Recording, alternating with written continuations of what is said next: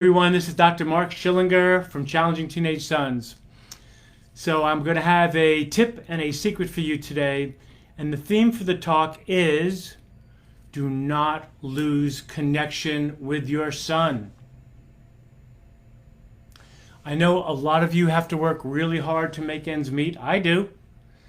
I know it's challenging to keep a schedule together, to keep your health together, to keep your family together, to keep the money together. I know it's hard to just keep your own life together, let alone trying to keep your children in line and possibly your spouse. It's a lot of work. What I'm finding after 21 years of coaching parents and mentoring young men is that parents don't have the time or the energy to stay connected to their children. And this is especially dangerous if you have a teen son. I started something called the Young Men's Ultimate Weekend many years ago. It's a modern rite of passage initiation for young men, ages 13 to 20.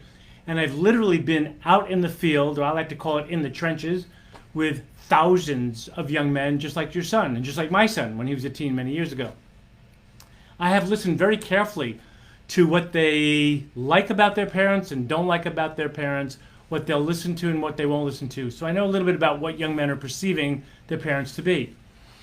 So when I say don't lose connection with your son, it's harder to do, it's easier to say. Because not only are you super busy, your son's going through a ton of stuff. I mean, he's got his own personal thing about how do I grow up and be a young man? How am I going to make it in the world? What does it even mean to be a man anymore? How do I deal with school responsibilities? Especially because he probably doesn't like most of school anyway. How do I deal with social media and knowing that everything I put out there is going to probably blow up in my face? How do I explore relationships with women? How do I explore relationships with anybody? How do I get myself out there in a world that's really authentic? Excuse me. Since most young men are not tuned into who they actually really are yet at this age. So young men are having their own struggles. I like to summarize it by saying they have one foot in adulthood where they kind of feel that I'm ready to get out there and go get it. And they have another foot in boyhood that's like, Mommy, can you make me dinner? Daddy, can you drive me to my karate class? So it's challenging for everyone, probably more than ever in the history of humankind. The tip that I want to give you about learning how to stay connected to your son is this. No matter how outrageous your son is, whether he's acting on some instinctual reaction to something or just being disrespectful, I'm encouraging you to become a black belt in learning how to relax. That no matter what he's saying, and really unless he's physically harming you or threatening you, to become a black belt at relaxation. That's my tip. Now, you have to have a technique to do that, which I don't have the time to show you on this video. But all the parents that I work with, in fact, all the young men that I work with, in fact, every family member that I work with, learns a very simple, effective 15-second mindfulness-based technique that helps everybody relax on the spot. Well, how do I know how to teach people that? Because I'm a doctor who specializes, in stress management. So while it takes 15 to 20 minutes to learn the technique, it takes 15 seconds to do. And I teach everybody in the family how to do it right on the spot, right in front of each other.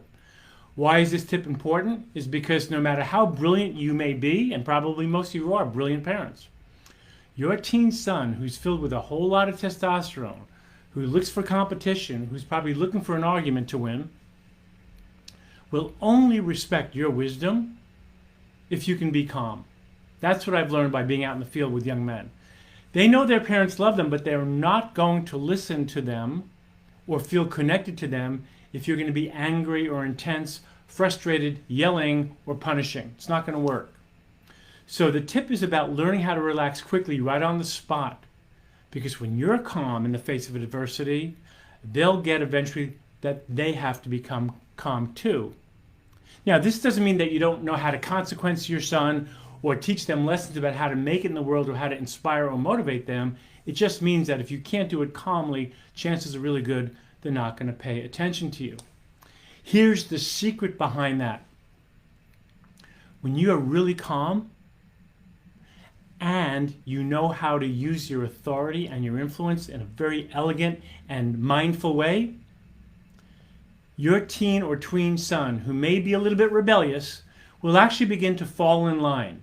if you know how to relax, if you have a good system for consequencing, where it's all about teaching them how to make it in the world, how to become more independent, you have a chance of helping your son stay connected to you. So the whole idea of this secret and this tip is staying connected to your son, because if you don't, here's what's going to happen, and you may already be in this already. Your son will become more and more disrespectful. And I know you're going to say, well, Dr. Mark, he's a good kid, he's wonderful. And I know under your breath you're saying, and we're losing touch with him. So here's what happens to young men who feel like they live in a community or a family that can't show them how to adapt to the challenges of that outside world. I'm pointing to the window out there. They become disrespectful, which many of you I'm sure have noticed with your own teen or tween sons, or daughters for that matter. When a young man feels that he's not being heard, he'll become disrespectful by either becoming like aggressive and intense, and maybe even dangerous, or he'll become passive and withdraw way back here and not give a damn about anything and not want to participate in anything. So the reason why you want to stay connected to your son is because the more outrageous you are, the more he's going through what's called in the parenting education community and in the therapy community, therapy community, is an adverse childhood experience that will become the cause of his adverse experience, which shuts him down even more or makes him more outrageous, as I'm saying. And therefore, he moves away further from you. Just from one little adverse experience, but they all add up. And after a while, it really affects their mental, emotional, and physical health, and yours as well. So, in summary, to stay connected to your son is to minimize the adverse experiences. The secret, like I said, is to know how to use your authority and your influence in a good way, where you're teaching him how to make it in the outside world. One of the expressions we like to use in our work is stop parenting so much and start mentoring more. Teach them how to make it out there. So, to stay connected to your son requires not only staying relaxed and knowing how to use your authority and your influence, but trusting that your son wants to bond with you as much as you want to bond with him. Family members, humans, need the connection. They want to connect with you. And it's on you to create the right environment for them, to feel safe enough to say all that crazy stuff, and you're not going to act on your reaction. You're going to learn how to relax to it so they feel safe to get their stuff out. They're still trying to formulate what's true for them, so they need a lot of help, a lot of space. If you have a good way to consequence or communicate, in my work with parents, we teach them a very simple, very effective 7-step process on how to communicate. If you know how to communicate, you know how to relax, and you know how to use consequences as a way to motivate and inspire, and finally, if you know how to help your son or hire a mentor like me to teach you how to help your son discover who he is, so he's happy within himself, he's going to be way more likely to want to cooperate with you. So, my last words are this. It's never too late to move your family in the right direction. And because it's harder than ever to motivate our teens because they're so distracted by these devices, it's on you to know how to do it. And you have to have a way. You can't make stuff up on the spot. They'll see right through that. You have to have a whole method, a whole way. So when I work with families, there's a whole method, step by step, that I teach. Not just the parents, I also work with the young men too. And after a few months, the family's starting to move together. And after 6 months, sometimes a little less, sometimes a little bit more, everybody's reattached. Everybody's reconnected. There's a lot of respect, a lot of cooperation. I know that's what you want, and I have such great joy teaching families how to do that.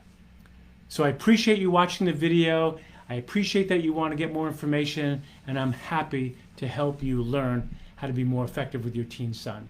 Thanks for watching.